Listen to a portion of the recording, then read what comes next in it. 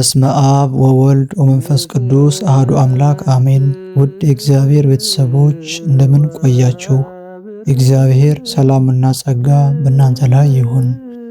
በዚህ ሆህተ ብርሃን በተሰኘው ቻናላችን እነሆ ተከታታይ የልሳነ ግዕዝ ትምህርትን እንጀምራለን።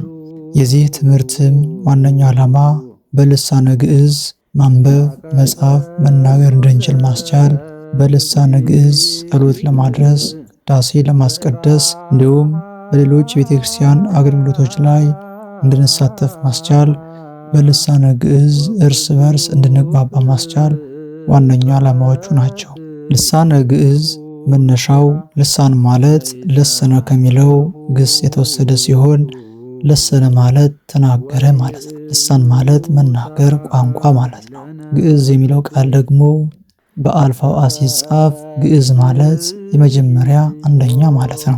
ስለዚህ ልሳነ ግዕዝ ብለን በአልፋው አ ስንጽፍ የመጀመሪያ ቋንቋ ማለታችን ነው።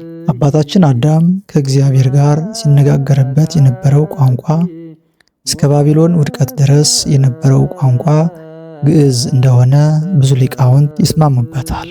በአይኑ አ ደግሞ ግዕዝ ስንል ነፃ መሆን ማለት ነው። ለዚህ ልሳነ ግዕዝ ብለን በአይኑ አ ስንጽፍ ነፃ የመውጣት ቋንቋ ማለታችን ነው።